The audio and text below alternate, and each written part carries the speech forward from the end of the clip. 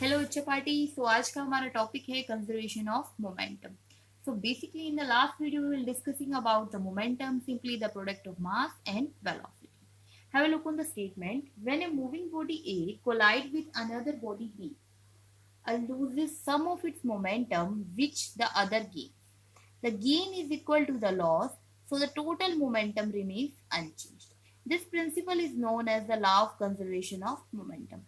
Basically क्या है conservation of momentum में, जब एक बॉडी ए दूसरी बॉडी बी के साथ कोलाइड करती है तो बॉडी ए अपना कुछ मोमेंटम बॉडी बी को क्या कर देती है, ट्रांसफर कर देती है।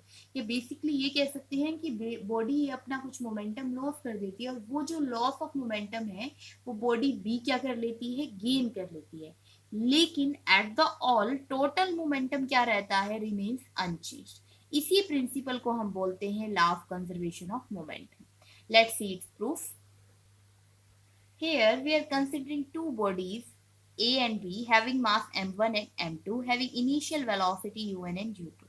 बेसिकली हमने दो बॉडीज ली हैं जो A एंड B, उनका मास m1 m2 है और उनकी इनिशियल वेलोसिटी u1 u2 है। हम क्या कह रहे हैं, अगर इनिशियल वेलोसिटी है तो मतलब वो बॉडी मूव कर रही है। हमने एक कंडीशन लगा दी वेलोसिटी की कि u1 is greater than u2। Basically अगर एक की वेलोसिटी दूसरे से ज्यादा होगी तो क्या होगा, वहां पे कोलिजन होगा। इसीलिए इस केस को क्या लिखा है, बिफोर कोलिजन। अभी कोलिजन हुआ नहीं है, लेकिन जब ऐसा होगा तो कोलिजन होगा। कोलिजन होने के मतलब क्या है, ड्यूरिंग कोलिजन ये दोनों बॉडी एक दूसरे से टकराएंगी और जैसे ही ये बॉडी दोनों एक दूसरे से टकराएंगी तो ए बॉडी बी बॉडी पे क्या करेगी, फोर्स लगाएगी। उतना ही force B body A body पे लगाएगी, लेकिन अपोजिट डायरेक्शन में। इसीलिए एक को एफ और दूसरे को माइनस एफ हमने रिप्रेजेंट किया है। हाँ जी, फोर्स होने की वजह से बेसिकली क्या हो रहा है कि यहाँ पे मोमेंटम चेंज हो रहा है। अब जो है ए बॉडी की फाइनल वेलोसिटी v1 हो गई है और दूसरी बॉडी की फाइनल वेलोसिटी v2 हो गई है।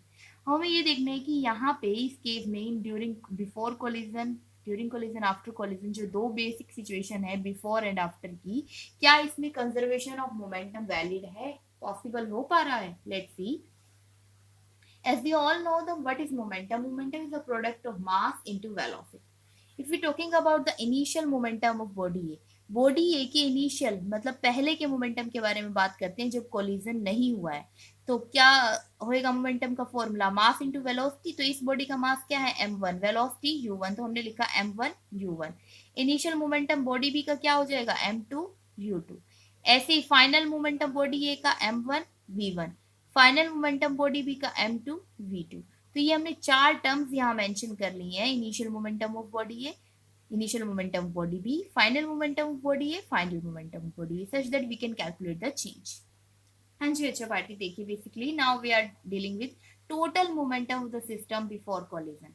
पूरे अब हम क्या कर रहे हैं, एक सिस्टम लेके चल रहे हैं। सिस्टम जैसे आप यहाँ पे देखिए हम क्या कर रहे हैं, हमने इसको पूरा एक सिस्टम माना, ठीक है, बिफोर कोलिजन का, ये आफ्टर कोलिजन का। तो इस सिचुएशन में टोटल मोमेंटम किसका होगा, ए बॉडी का मोमेंटम प्लस बी बॉडी का मोमेंटम। ए का मोमेंटम क्या है, m1 u1, बी का m2 u2। तो हमारे पास टोटल मोमेंटम यहाँ पे क्या है, m1 u1 प्लस में m2 u2। नेक्स्ट के लिए देखिए टोटल मोमेंटम इस सिचुएशन के केस में अगर हम देखते हैं तो ए बॉडी का प्लस में बी का, ए का कितना है m1 v1, बी का कितना है m2 v2। तो ये दोनों मोमेंटम क्या हो जाएंगे, ऐड हो जाएंगे, m1 v1 प्लस में m2 v2। क्लियर है इतना। तो हमने दोनों चीजें कैलकुलेट कर ली, पूरे सिस्टम का total momentum before collision and पूरे सिस्टम का टोटल मोमेंटम आफ्टर कोलिजन। हाँ जी बच्चों पार्टी देखिए, तो we are gonna calculate the rate of change of momentum of body A. तो रेट ऑफ चेंज के लिए हम क्या ले रहे हैं, change in momentum of body A divided by time taken. तो चेंज इन मोमेंटम, चेंज का मतलब क्या होता है, फाइनल माइनस इनिशियल। तो हमने यहाँ लिखा फाइनल मोमेंटम माइनस में initial momentum divided by time taken. तो basically final momentum body A का क्या था, m1 v1, उसका इनिशियल मोमेंटम हमने कैलकुलेट किया m1 u1, और टाइम टेकल हमने माना कि जो कोलिजन का टाइम है वो कितना है, बहुत छोटा सा इंटरवल है, इसीलिए हमने किससे रिप्रेजेंट किया है, ऐसे डी टी से। जैसे हमने rate of change of momentum body A का कैलकुलेट किया है, ऐसे ही हम rate of change of momentum body B का भी कैलकुलेट कर सकते हैं। Let's see how we are calculating it. हाँ जी, तो इससे पहले हमने अभी कैलकुलेट किया है rate of change of momentum, और according to Newton second law की स्टेटमेंट क्या है कि force acting on a body is directly proportional to rate of change of momentum. तो जो ए बॉडी पे फोर्स लगने वाला है एफ, वो भी किसके इक्वल हो जाएगा, rate of change of momentum of body A के। सिमिलरली हम बॉडी बी के लिए कैलकुलेट करेंगे। हाँ जी बच्चों पार्टी देखिए। So now rate of change of momentum of body B के लिए क्या लिखेंगे, change in momentum of body B divided by time taken. तो फाइनल मोमेंटम क्या था बॉडी बी का, m2v2, इनिशियल मोमेंटम क्या था m2u2, और टाइम कितना इसमें अप्लाई हो रहा है dt, सेम इंटरवल, क्योंकि टाइम हमने कोलिजन का सेम ही लिया था। नाउ इस पे भी हम जैसे ही न्यूटन्स का सेकंड लॉ ऑफ मोशन लगाते हैं, that force is equal to rate of change of momentum. तो देखिए बहुत ही इंपॉर्टेंट की पॉइंट जो अभी आपको यहाँ पे ध्यान देना है, आई एम शोइंग यू।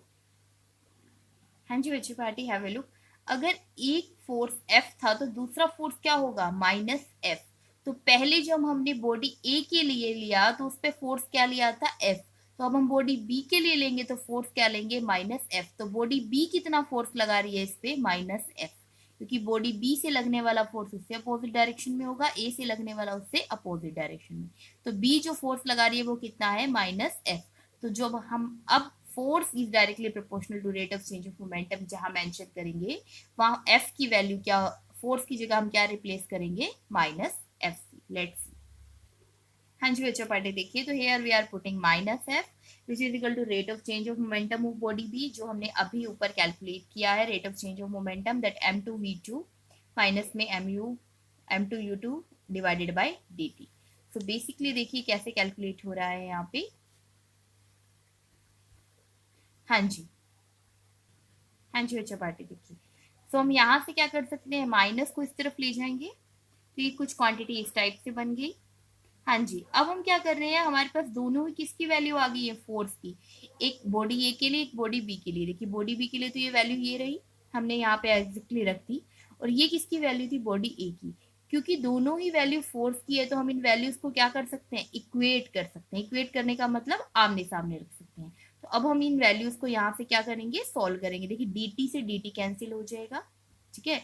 और आप इसको नॉर्मल लैंग्वेज में समझना चाहते हैं तो ये dt जो यहाँ मल्टीप्लाई, सॉरी डिवाइड में, यहाँ की किस में आ जाएगा, मल्टीप्लाई में। तो ये dt से dt कैंसिल हो जाएगा। हाँ जी, जैसे इन इक्वेशंस को हम आगे फर्दर सोल्व करेंगे तो हमारे पास कुछ इस टाइप का रिजल्ट आ जाएगा, m1u1 प्लस में m2u2 is equal to m1v1 plus में m2v2।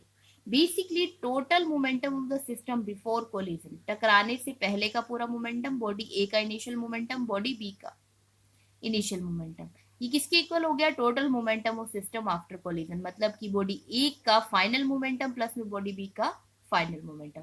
This is the law of conservation of linear momentum. तो लॉ ऑफ कंजर्वेशन में हमने यही देखना था कि जो मोमेंटम है वो चेंज नहीं होता, जो टोटल मोमेंटम पहले था सिस्टम का वही टोटल मोमेंटम बाद में।